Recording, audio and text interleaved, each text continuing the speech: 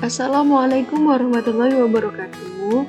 Nama saya Ihda Nurdianti, saya dari Prodi Teknik Elektro semester 4B. Di video kali ini saya akan menjelaskan tentang flowchart, pembuatan flowchart beserta contoh pemrograman pada bahasa C++. Untuk mengetahui kelanjutannya, stay tune video ini terus.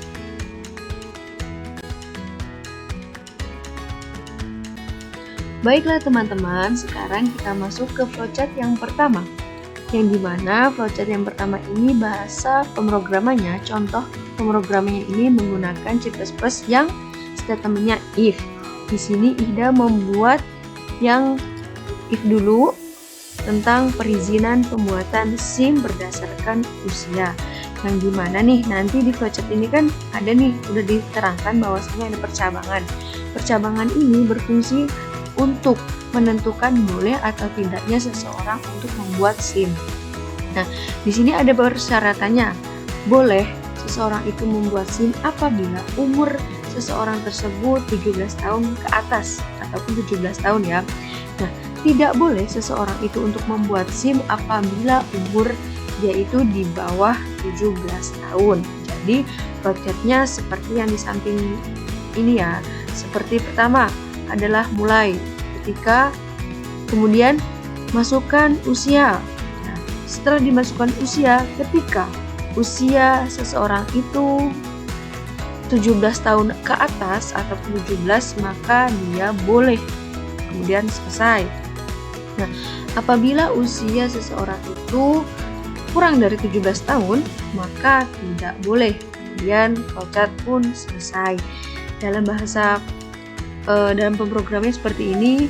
Jadi if usia lebih besar sama dengan 17, maka keterangannya boleh. Nah, jika usia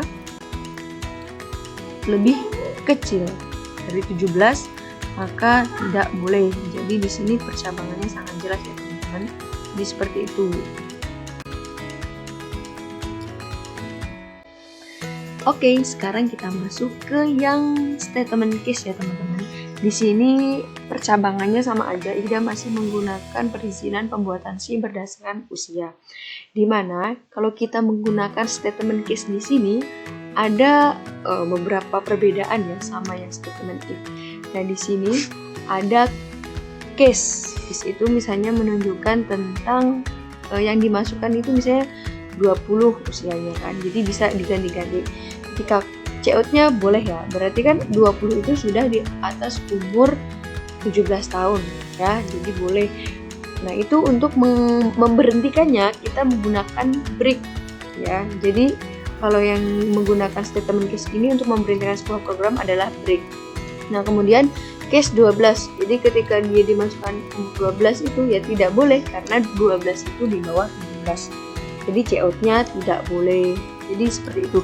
Nah, kalau misalnya flowchart-nya ini sama aja. Jadi mulai masukkan usia, kemudian terjadi percabangan apakah seseorang itu berumur 17 tahun ke atas ataupun 17 tahun ke bawah.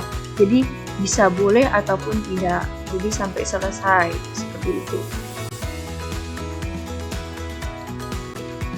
Sekarang kita masuk yang flowchart selanjutnya, di mana di sini Ihda membuat flowchart yang dimana menentukan kelulusan siswa berdasarkan nilai rata-rata. Nah di sini pun pemrogramannya sangat tidak jauh dari pemrograman yang tadi.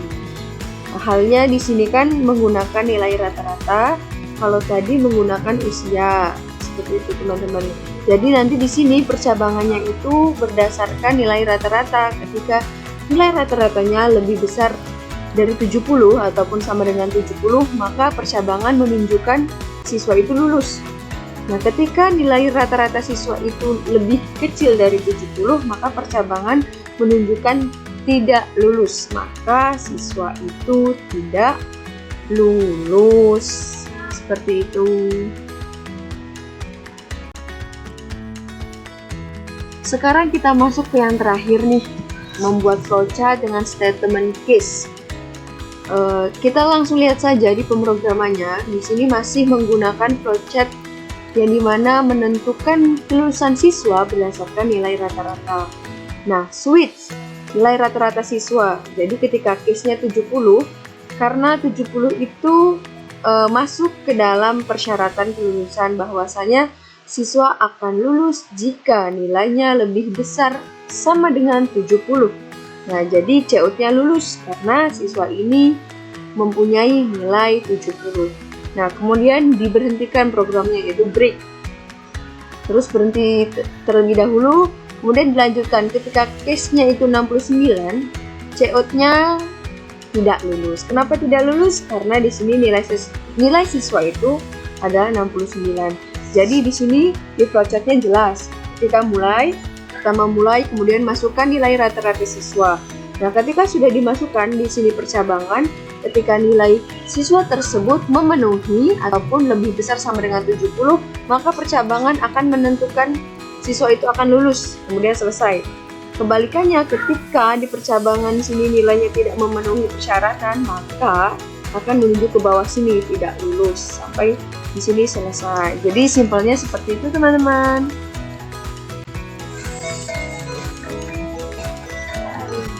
Itu tadi penjelasan saya tentang membuat flowchart dan sekaligus contoh pemrogramannya di bahasa plus. Jika ada kekurangannya, saya mohon maaf yang sebesar-besarnya. Saya akhiri. Wassalamualaikum warahmatullahi wabarakatuh.